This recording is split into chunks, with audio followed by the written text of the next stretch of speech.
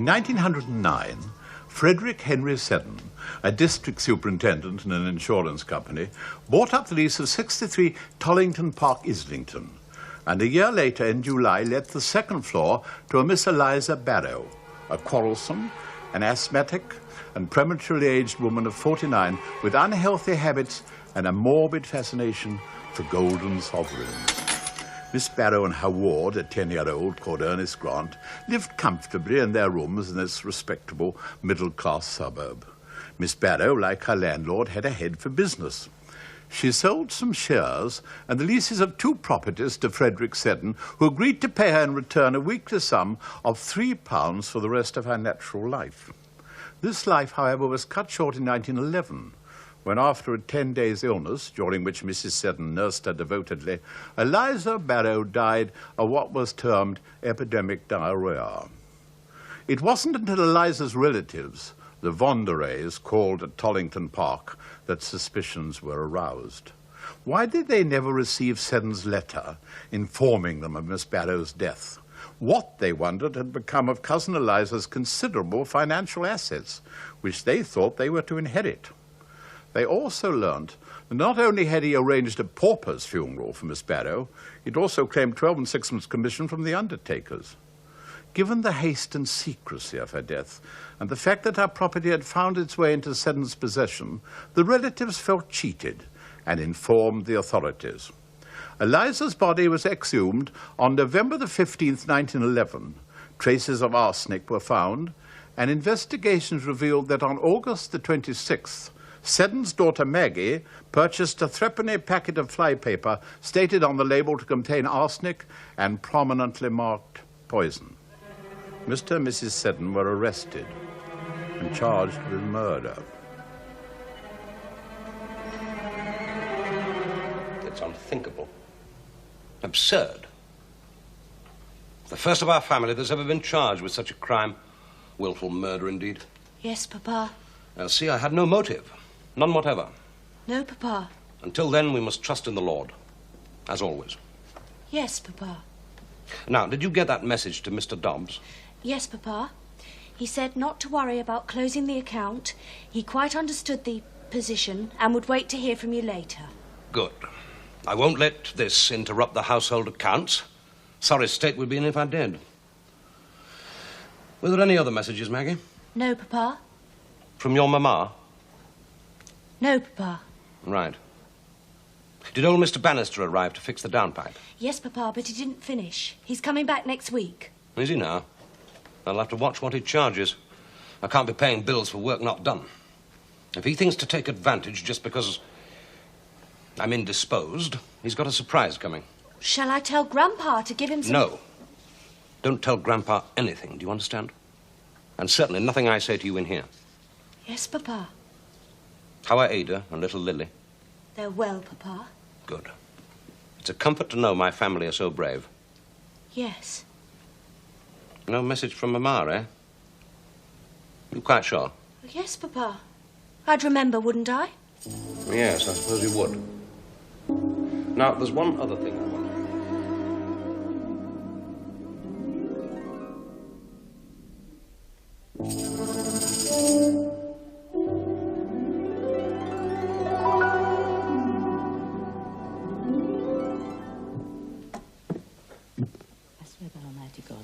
Mr. Justice Bucknell presided, the Attorney General and R.D. Muir led for the Crown, and Marshal Hall for the defence. Mrs. Seddon was separately defended by Mr. Jervis Rentoul. Mrs. Vonderey. I saw Mr. Seddon give my sister-in-law several documents in an envelope, and I noticed a copy of the will which he produced. I asked him if he wished us to understand that Miss Barrow had parted with all her investments, and he said, yes, everything. And I remarked, well, whoever had persuaded Miss Barrow to do that was a remarkably clever person, that Miss Barrow was a very hard nut to crack if you mentioned money matters to her. He made no answer to that. What did he tell you about the events of the last night that Miss Barrow was alive? He said she was a very great trouble to them, and that his wife was worn out with waiting so much on Miss Barrow. He said he went up himself to her and gave her some brandy. Did you tell Mr. Seddon that she was not responsible at times? Yes, I said she was strange at times. Not responsible. Strange at times. And then did he say you could never get her to do anything she didn't want to do? Yes, that's right. Oh, you'd agree with that? Well, I stick to what I say. She was peculiar. Wasn't Miss Barrow deaf? Very, very deaf.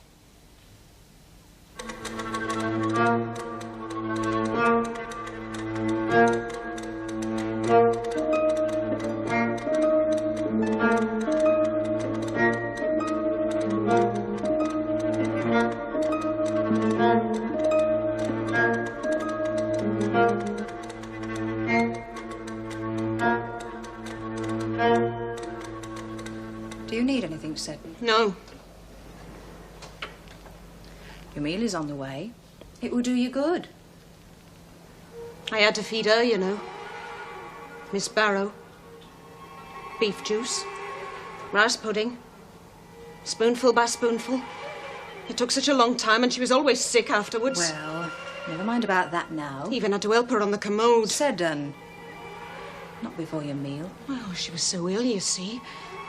Epidemic diarrhea. It's a dreadful thing. Don't think about it.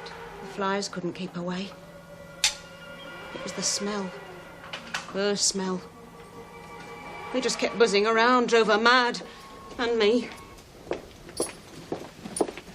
Mama? Oh, the... All right, Lily. Maggie Seddon, special dispensation. Maggie. I'm glad to see you. Sit there, please. Put your hands on the table. Don't touch the hoops now. Dinner, Seddon. Look at that. A lovely piece of lamb. You're the lucky one. They think I'm lucky being in here, Maggie. Mama. Eat up. Do you good. That's just what she said. All right, Lily, I'll take over. Get yourself something to eat. Thank you, Mrs. Bates. It won't be as good as that, I can tell you. Well, Maggie, what do you think of it? Your mother a common prisoner? Mama, please eat something. Don't you start on me. I get enough from them. Sorry. It's all right. I did as you said, about keeping the curtains drawn. Good. I don't want the neighbours prying. How are the children? Making messes, enjoying themselves. Especially little Lily. Get Chaytor to help you, but don't tell Papa, he'll be angry. Suppose she says no? She won't. She may be odd, but she knows what's what. Mama, I have a message. From your Papa? No, from him.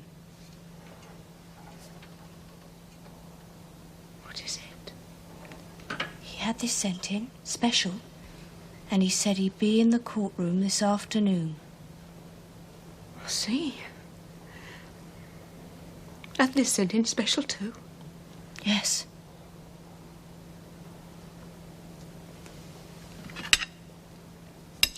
Papa's bearing up well. He told me he's only worried about you. Really? You're doing it for him, aren't you? What do you mean? The food. You're eating it for Papa's sake. What else would I mean? Yes. Yes, of course.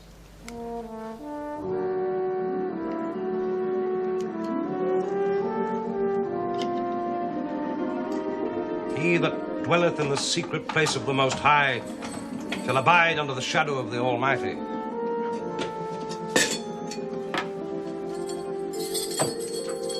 There you are, Seddon. Grub up. What's this? What does it look like? Mutton stew. Oh. Enjoy it, Seddon.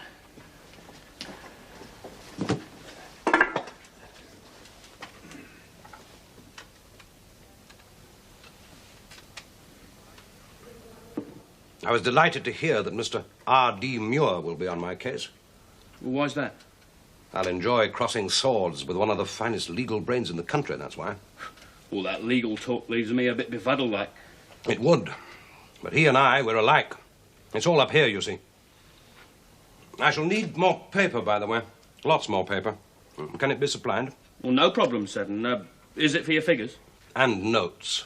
I'll be making a good many notes in the next few days. All right. I'll see to it. Invaluable thing, note-taking. Aids the memory. Miss Barrow appreciated that. She appreciated everything I did for her. Advising her on financial matters and the like. Did she? Yes. And there were times when I could hardly bring myself to go near her. Smelt so unpleasant, you see. Unhealthy. Something to do with her breath, I think. Oh, sounds a rum 'un to me. Always hanging around, too. Talking to Chater in the kitchen and Maggie in the garden. Even met her and Margaret on the stairs having some sort of argument. Never found out about what exactly. Funny kind of lodger. She had a head for business, though. For figures. I'd forgive anyone for that. I'm afraid it's not what you're used to. It isn't. But it would be a sin to waste it. I can't abide waste. I never could. 5 Hybrid Crescent Highbury. I am, and I have been for over 10 years, the family doctor of the 2 prisoners. On September the 2nd last, I was telephoned for to attend Miss Barrow between 10 and 11 o'clock at night. I went to number 63 Tollington Park, and I saw Miss Barrow in bed. Mrs. Seddon was in the room at the time. I got the history of the case from Miss Barrow and Mrs. Seddon, being told that on Friday, September the 1st, she had diarrhea and sickness. I examined Miss Barrow and found that she had pain in the abdomen, sickness and diarrhea. I was told that she had been vomiting. I prescribed bismuth and morphia. Dr. Swan, you treated Miss Barrow through her illness from the 2nd of September. I did. You had not attended Miss Barrow before that time because she had been attended by Dr. Paul. Yes, that is so. What is your opinion of Miss Barrow's mental condition? I never thought she was very good mentally, but if you explained matters sufficiently, she could understand them. When you left her on the morning of the 13th of September, did you anticipate that she would die within 24 hours? Certainly not. I would have gone back later in the day if I thought there was immediate danger. But heart failure is a thing that comes on suddenly in these cases of epidemic diarrhea. What I was asking is this. Having regard to the condition in which you found her, had you any reason to expect that she would die that night? I didn't expect her to die any more than I would expect any patient to die in that condition. Any patient who has an attack of diarrhea and sickness and becomes weak is likely to die, would stand a chance of dying. The patient might die of heart failure or anything like that. What I want to get at is this. I really want to understand from you whether you thought that at the time she was in such a dangerous condition that she might die within 24 hours. Well, she might have died 5 minutes after I'd left. I've known a person to be told that they're in no danger and to die an hour afterwards from heart failure. My own father died in that way. Pray continue, Dr. Spilsbury. The body was very well preserved, both internally and externally. And taking into account the fact that death took place in September 1911, the state of preservation in which I found the body was very abnormal. I was not able to account for it at the time the post-mortem examination was made. But since the analysis, I think the preservation was due to the presence of arsenic in the body. What, in your opinion, was the cause of death? I'm of the opinion the cause of death was acute arsenical poisoning, the fatal dose being taken within 2 or 3 days of death, probably within 2. It is likely the arsenic could have been taken for some time before the fatal dose, because of the presence of arsenic in the hair, nails, and skin. I had a packet of Mather's flypapers brought to me for analysis, and I found 4.8 grains of arsenic in just one of them. Now, if a paper is actually boiled in water for a few minutes, nearly all the arsenic comes out. The fluid has a slightly bitter taste, and the water is more or less coloured by the paper. Homegrown poppycock. Could arsenic in that solution be administered in a beverage, such as Valentine's meat juice, without detection by the patient? I should think so. Do you incline to the opinion that it was one fatal dose or more than one dose of arsenic? One fatal dose within the last 3 days. My name is Ernie Squant. I was 10 last birthday. You were Miss Barrow's ward, weren't you? Yes, sir. I lived with Miss Barrow. Now, think back carefully, Ernest, and tell us what happened when she was taken ill. I slept in my own bed in the little room at the back.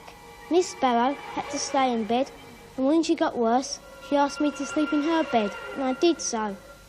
You slept in her bed? She asked me to. When she was ill? Yes. I see. Please, go on. On that last night, I slept with Miss Barrow. She kept waking up. She woke me up, and I went downstairs to call Mrs. Seddon, because Chickie asked me. Is that what you call Miss Barrow, Chickie? Yes. Mrs. Seddon came up. Mr. Seddon was there several times, and he sent me back to my own room. Chickie called out again, and I went back to her and found Mr. and Mrs. Seddon in the room with her. Are you all right, Ernest? Yes, I'm all right, sir. Go on. All this happened several times during the night. Mr. Seddon telling me to go back to my own bed, and Chickie calling me back. Later, Mr. Seddon told me to go back to my own bed, and I went. Chickie didn't call me back, and I never saw her again. She was a loving and affectionate lady to me, but now I'm an orphan. Don't distress yourself, Ernest. No one's going to hurt you. Now, do you want to go on? During that night, do you remember Miss Barrow being sick at all? Yes, badly sick. Do you remember her getting out of her bed and sitting on the floor? Yes. Did she seem in great pain then? Yes, she stayed on the floor till Mr. Seddon came up and put her in bed again. Do you remember Miss Barrow saying anything about the flies? No, I don't think she did. There were a great many flies about, were there not? Yes, lots and lots of them. Do you remember anything being obtained to kill the flies? No, sir. Fly paper, for instance? I don't know, sir. Did you ever see fly paper in Miss Barrow's room? No, I didn't, sir. Or in the Seddons' room? No.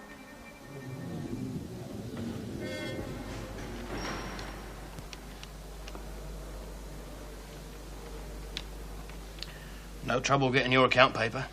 Very accommodating, I'm sure. We like to make things as comfortable as possible. That's what we're here for. Yes. Your young daughter coming to visit you today? She's got special dispensation, so I hear. Maggie? I don't know. She's a credit to you, that one. Yes, she is. And she'll have something to say about this business when she gets into the witness box. We're not allowed to discuss what she'll say, Seddon. Regulations. Well, very loyal she is. A dutiful daughter. All my family are like that. And I shall be out of here soon enough to see them again. Well, it's very comforting to see such a positive attitude, if I may say so. I have nothing to hide. I'm an innocent man. As God's my witness. And that will get me out of here. Get us both out, Mrs. Seddon and I. Well, you have a brave lady by your side. A trifle slow-witted on occasion, but loyal to the last. I can always depend on Mrs. Seddon, you see. And she nursed Miss Barrow like an angel of mercy. I was proud of that.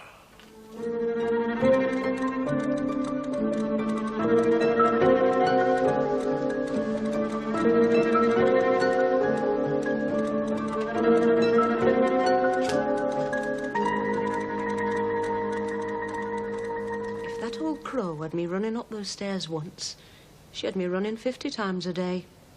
Wore me out. And every time I opened the door, the stench... Don't fret yourself, Seddon. It isn't good for you. Stop telling me what's good for me and what isn't. I'm only doing what's best. What's best is to get out of here. It's all right for you. You go home every evening. Me, I'm left in that dreadful cell with damp blankets and walls and a bucket. There, Seddon. Don't treat me as if I was a pet dog. Would you like me to get you a doctor? What good's a doctor?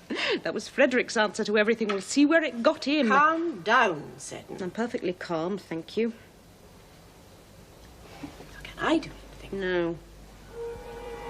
She used to follow me, you know. Who did? Ah, Eliza Barrow. She'd creep up on me when I wasn't expecting. For a fat woman, she was very light on her feet. Are you listening? Yes, Seddon. I just got so bad I could hear her coming. This wheezing, whistling noise she'd make. Gave her away. She had to find other games to play, other ways of frightening me. Surely not. Oh, yes. It was her game, you see. She wanted to see me jump. As I understand it, you are the general servant at Tollington Park. Yes, sir. Why do you wear a nurse's uniform? Pardon? I repeat, Miss Chater, why do you wear a nurse's uniform? I used to be a nurse. Speak up. I used to be a nurse years ago, sir. But I wasn't engaged as a nurse at Tollington Park. I see. What time did Miss Barrow used to get up in the morning? She was always up in time to see Ernest to school. And you say you never went into her room at all? No, never. Well, who washed up the things that came out of Miss Barrow's room? Miss Margaret used to do it. And nothing was sent downstairs to you to be washed? Well, yes, towards the end. Glasses and little things. Perhaps a cup and saucer. Did you break all the crockery saying, "I'm going, they'll arrest me next"? No, I made no such remark. Are you subject to sudden violent fits of shouting, saying that people are after you? No, nothing of the kind. I had far too much to do to go around shouting. On more than one occasion have threats been made to inquire into your mental condition? Certainly not. You must know a great deal about medicine. Well, I don't know much about preparing medicine and all that kind of thing. I see. Did you know that Miss Barrow suffered from asthma? I used to notice when she was going upstairs, she had difficulty in breathing. Did you ever tell Miss Barrow what was good for asthma? No, sir. Did you ever know that arsenic was good for asthma? Never in my life. If you don't ask this question, I shall. Did you ever administer arsenic to Miss Barrow? No. I'm not suggesting she knowingly administered arsenic to Miss Barrow for a moment.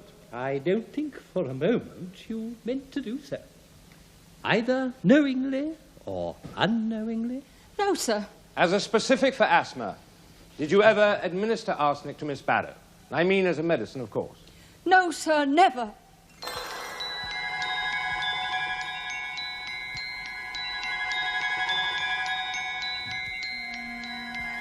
Mr. Taylor, you are a colleague of the male prisoner, is that right? I am.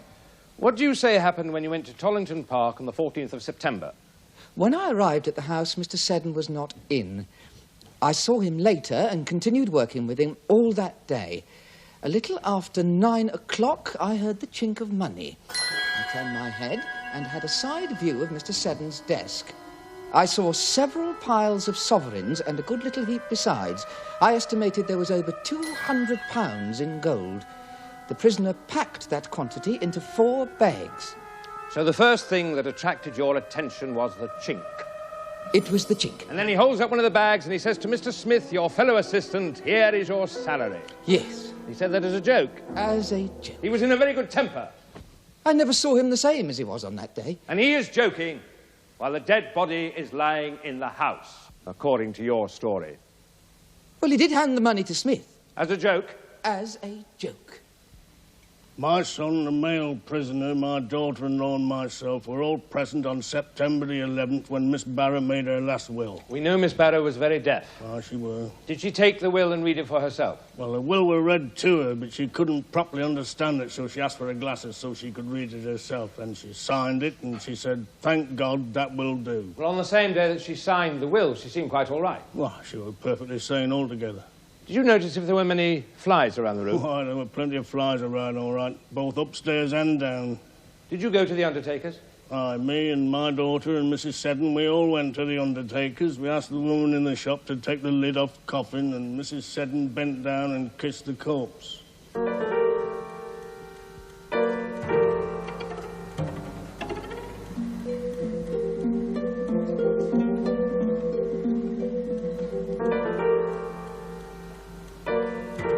Share the joke, Seddon.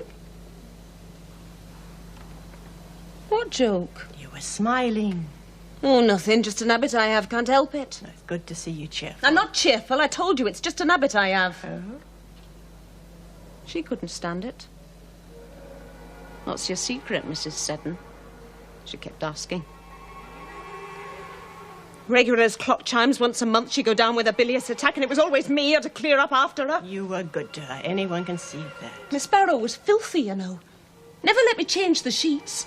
And little Ernie in bed with her, it was disgusting. Still, she keep asking. What's your secret, Mrs. Seddon? As though... Yes? As though she already knew.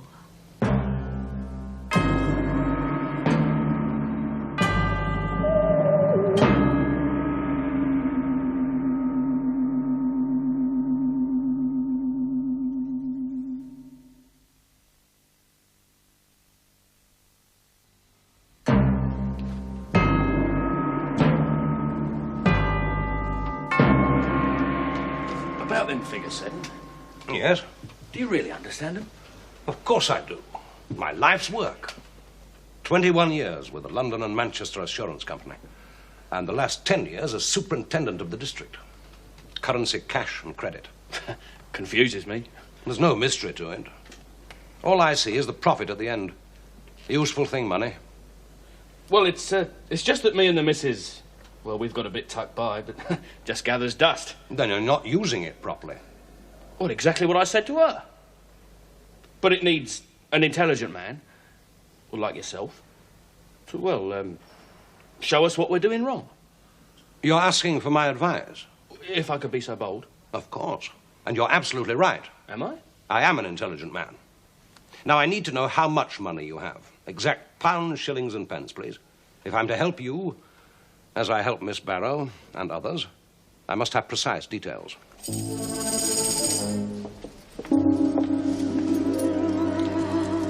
Oh, it's beautiful, Seddon.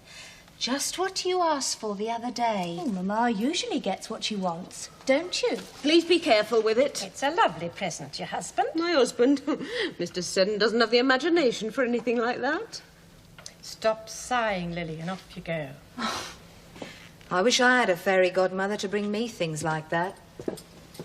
Ah, but it wasn't a fairy godmother, was it, Mamma? Did you bring that blue bonnet? Oh, I'm sorry, I forgot. Can't ask you to do the simplest thing. Next time? It doesn't matter. I shall have to go into the witness box without it. I wanted to look at least halfway presentable. Really, Maggie, you'll forget your head one of these days. What are you smirking at? Don't be so hard on the girl, Seddon. Please don't tell me how to treat my daughter.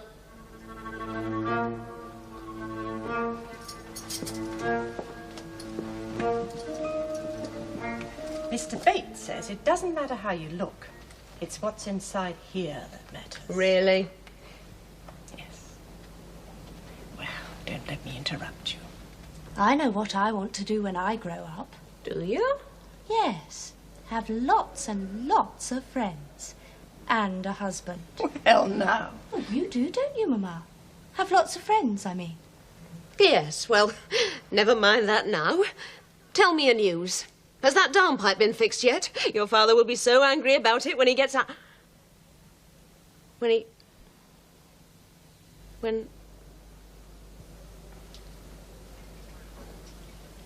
I've been fortunate. Have you, Seddon? A good wife, fine children, a steady income. I can't complain. Many would, I'm sure. Well, they haven't my brains to appreciate the better things of life. No. And this, the best book ever written. I get a great deal of comfort from it. Why, as it should be, Seddon. I'm not what you might call a churchgoer. The missus nags me about it. It isn't easy following the path of our Maker, even with the wife's help. Too many temptations in this life. Too much to enjoy. Women, for one. And I do like a drop of gin now and again. You mightn't see it that way. But I do. You do? We're alike, you and I. Appreciate the better things. There are too many temptations. Are there? And I'm no saint.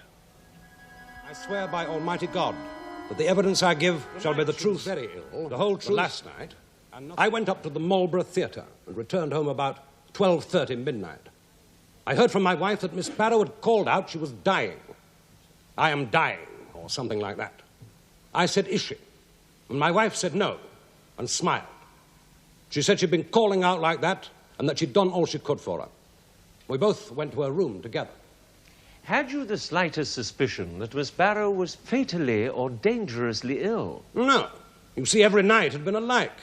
Sending down and calling out. My wife having to go up and down, up and down. Miss Barrow was a woman who complained more than necessary with regard to her ailments. How long were you in Miss Barrow's room at this time? A few minutes. There was a shocking smell in Miss Barrow's room that night. I couldn't bear to be in the room, as I have a delicate stomach. Did you know if your wife had got any fly papers? She told me she did. Have you ever handled a fly paper that came into the house? Absolutely no. Have you ever in your life boiled down a fly paper and made a concoction of fly paper? No. I've never known anybody to do it. Until I heard in this court that it had been done by experiment.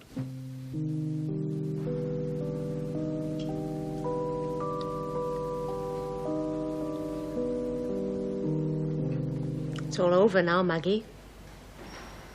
What is it, Mamma? Are you unwell? I saw her. Who? Miss Barrow. She was there in the courtroom. Mamma, you're imagining things. She was there. I could smell her. And she looked straight at me. Mamma. And laughed.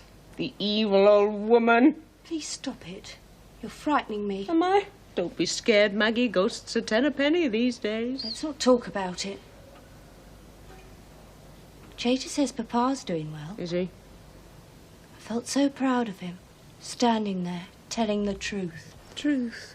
Yes. I've forgotten what that is.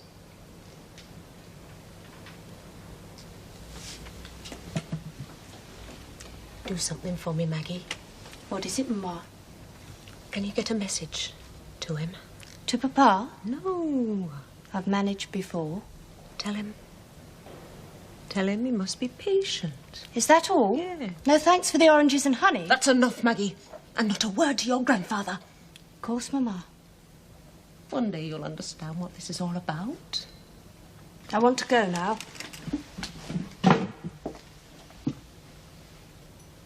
I'm sorry I can't kiss you, Mamma. Another time. Yes, another time. Goodbye. Was it about October that you began negotiations with Miss Barrow about an annuity? About September, I think. You arrived at an agreement with her that she was to transfer to you all her India stock to a value of £1,600 and her property, and that you were to give her an annuity of £2 to £3 a week. What she wanted. That was her proposal? Yes. And you were advising her? I was agreeing with her. Miss Barrow lived with you from the 26th of July 1910 till the morning of the 14th of September 1911. Yes. Did you like her? Did I like her? Yes, that is the question. Well, she wasn't a woman you could be in love with, but I deeply sympathized with her. During the time that Miss Barrow was living with you, did you advise her on her financial affairs? Certainly I advised her. You ascertained that she had over £200 in the Finsbury and City of London savings bank? Yes. She also had a cash box with some money in it when she came to you? Yes. Some gold? I don't know. I never saw the inside of the cash box. When she died, was all the property that was left of hers a sum of £10 in gold and other belongings to the value of £16, 14 shillings and sixpence? According to the inventory taken by Mr. Gregory, it was £16 odd. And the only cash that was left, according to you, was £10. That, I swear, was all I found. You always said I were no good, but it's you as has landed up in jug. I don't know why you bothered to come and see me, Father. Thicker than water, that's why. You could at least have put on a clean suit. Look at you, like something out of a farmyard. Don't you talk to me like that. You'll feel the weight of my hand across your ear. Rules or no rules. Too conceited by half, that were always your trouble. Don't be silly, Father. Well, you may be a grown man now, but you'll always be tricky little Fred to me. So I'll take none of your rubbish. If only you'd smarten yourself up a bit. And what's the matter with me? I brought you up, didn't I? Saw that you had every chance. That old story. Aye, that old story. And if you can't keep a decent tongue... I think you'd better leave, Father. Whispering behind my back. I know I saw you. All three of you. But they knew something you didn't know. And Miss Barrow knew. And so did I. What are you talking about? Curious now, aren't we? You're going to listen to your old father. Now you wants to know something. Tell me. Why should I? Always kept your secrets, didn't you? Besides, you know already, don't you? Suspect, anyway. About them two. Eliza Barrow knew, too. Didn't she? Miss Barrow and my wife went to the bank and drew out £216 in gold. I've never seen that money. I told my wife I didn't consider Miss Barrow's trunk a very safe thing to keep such a sum. during the whole time of her illness, did you think that money was in existence? I didn't give it any consideration. My mind was occupied with other things. Just think. My business... Just think what you say.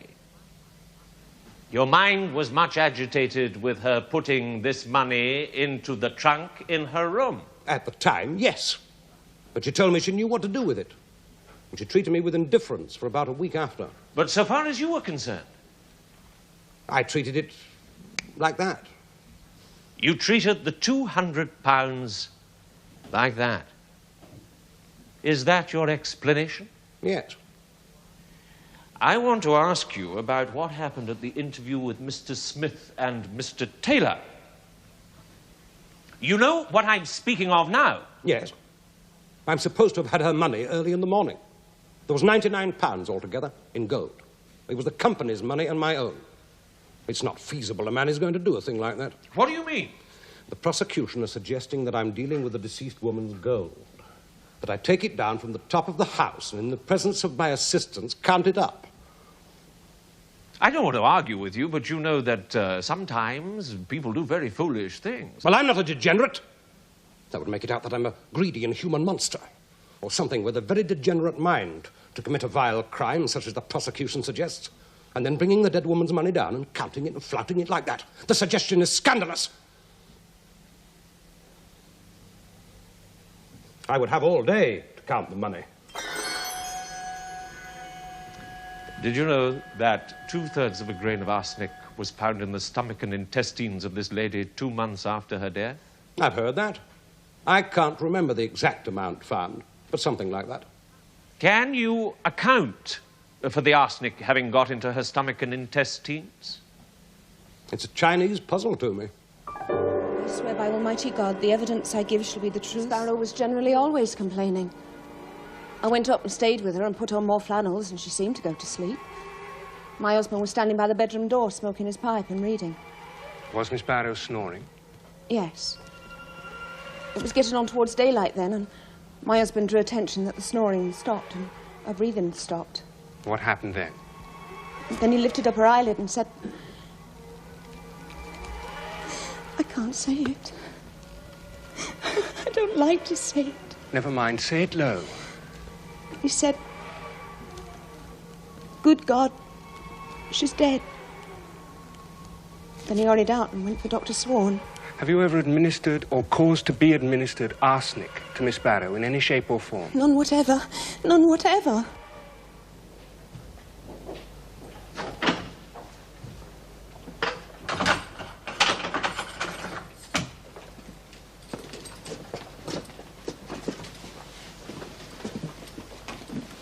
Well, did you bring it as I asked? Yes, Papa. Let me see. Let me see.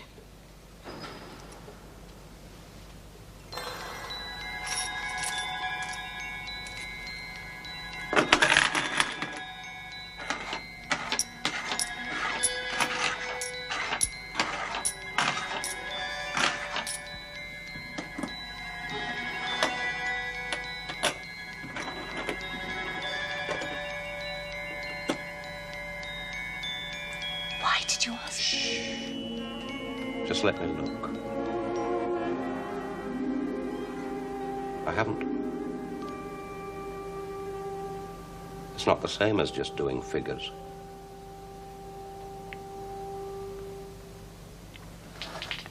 All right, Maggie, put them away. Yes, Papa. When this is all over, we must have a holiday. Southend, perhaps. Yes, Papa. All of us together again. Oh. Mother said... What did she say? Maggie, tell me. She said she was thinking of going away on her own. Like last time. Like last time? Yes, that's what she told me. Perhaps I shouldn't. You did right to tell me, Maggie. Yes, Papa. I'm going to ask you about the last night that Miss Barrow was alive, the 13th. Before your husband came home, did she not say to you, "I am dying"? Not to me, no. To whom did she say it? You see, I was standing at the front door. The windows were open and I heard her shout, "Come quick, I'm dying." So, of course, I went upstairs. You found her very ill? No, she was just the same as she usually was. But she had bad pains in her stomach and she wanted to be sick.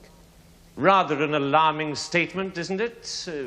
Come quick, I'm dying, for a patient who'd been ill for several days and getting worse? No, Miss Barrow was always calling out. And sometimes I would never answer to her calls, you see. Did you tell your husband about it when he came in? Yes, I did. Did you smile at it? Well, I have a usual way of smiling at almost everything, I think. I cannot help it. It's my ways. No matter how serious anything was, I think I would smile at it. I cannot help it. You did not mean him to think there was no cause for anxiety. No, it's always my way, always. A way that he would understand. He knows my ways. Were you asked by the Chief Inspector whether you'd ever been to purchase fly papers? Yes, sir. I told the Chief Inspector I'd been to try and get them, but that was after all this business started. I went to Mr. Price's shop, but he wouldn't give them to me. I will read you your whole answer. Yes, I went to Mr. Price, but I didn't get any. The chemist was going to give them to me until I mentioned my name. That's right. Were you asked who sent you for them? Yes. And you couldn't remember whether it was your mother or Mr. Saint, your father's solicitor? That's right. I would like to point out what absence of proof there is in this case. First of all, there is absolutely no proof that Mr. Seddon ever handled any arsenic. Secondly, there is no proof that Mr. Seddon ever administered any arsenic. Thirdly, there is no proof that Mr. Seddon ever knew that Mather's fly paper contained arsenic. Fourthly, there is no proof that if he did know it, he knew that they contained a quantity sufficient to be dangerous to human life. There is a great mass of assumptions which you are asked to make. First of all, you have there exists deep in your hearts a desire to do justice in this case. That I ask you on behalf of Mrs. Seddon to return the only verdict that you can return without fear or hesitation, and that is an emphatic verdict of not guilty.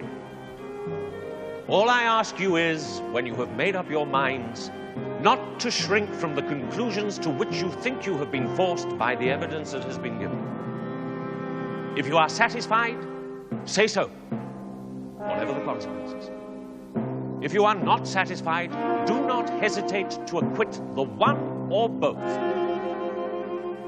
Give effect to the results of your deliberations and the conclusions that you come to.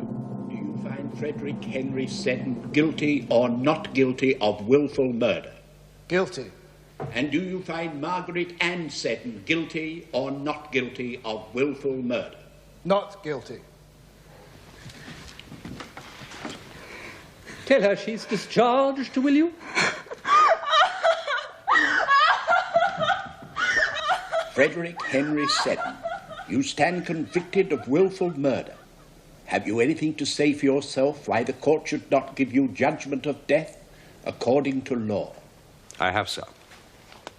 I don't know whether anything I have to say here can in any way affect the judgment that is about to be passed upon me. But there is one thing quite patent to me. And it is that these monies... Seddon spoke for 25 minutes. It was an admirable display of calculated and level-headed thinking. He said, "I am surrounded by a set of circumstances from which there seems no way of extricating myself." To the end, he claimed a clear conscience and, recognizing the judge was a member of the Brotherhood, used a Masonic sign as a final appeal. Anything to me in the shape of money, which is the great motive suggested by the prosecution in this case, for my committing the diabolical crime, of which I declare before the great architect of the universe, I am not guilty, my lord. If it is the last words that I speak, I am not guilty of the crime for which I stand convicted. Frederick Henry Seddon, you have been found guilty of the willful murder of Eliza Mary Barrow. With that verdict, I am bound to say I agree. You have a motive for this crime.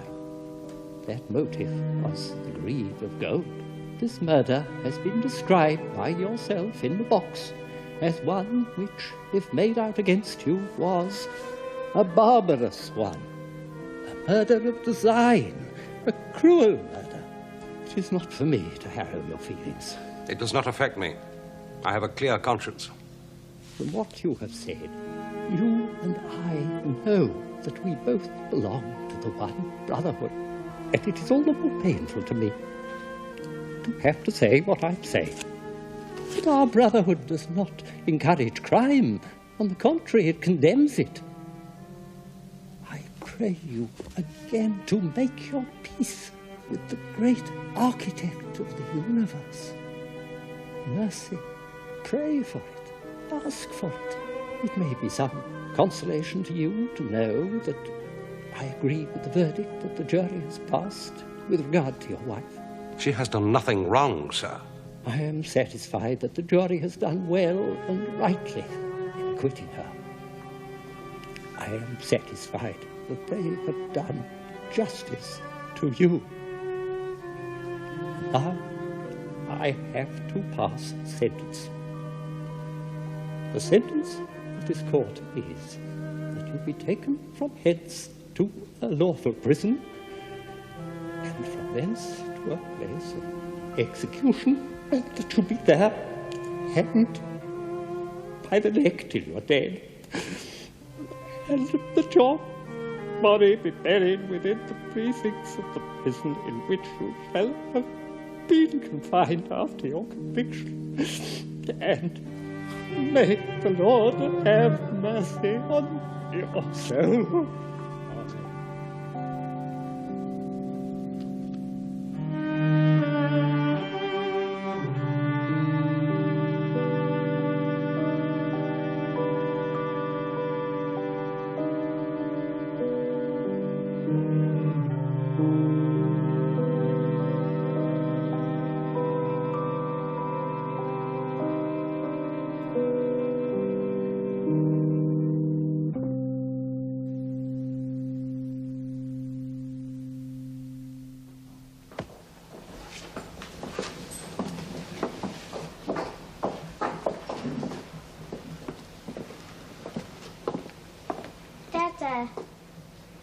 It's all right.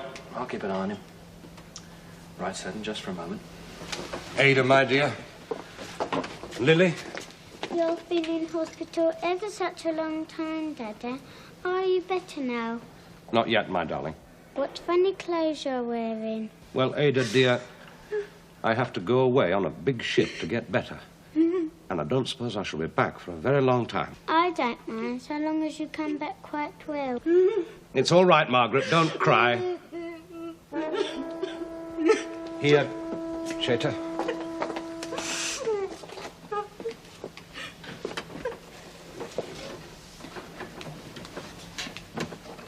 Margaret. Yes, Frederick. We must both be brave now. Yes. I'm a victim of circumstances. I'm condemned on ifs and guesswork and calculations. But death has no terrors for me. My dear, God be with you. Go quickly, Cheta. Look after her for me. Look after them all.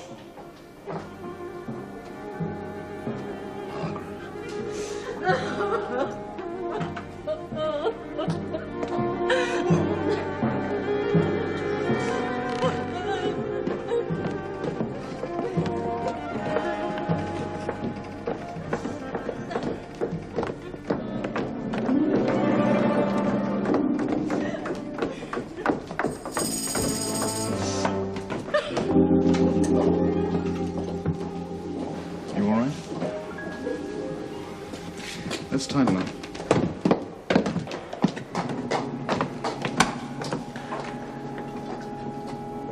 Frederick Seddon was hanged on April the 18th, 1912. Margaret sold a lurid story to a newspaper, claiming he'd forced her to watch while he administered arsenic to Miss Barrow. She later denied this story. Margaret Seddon married again, only a few months after her husband's execution.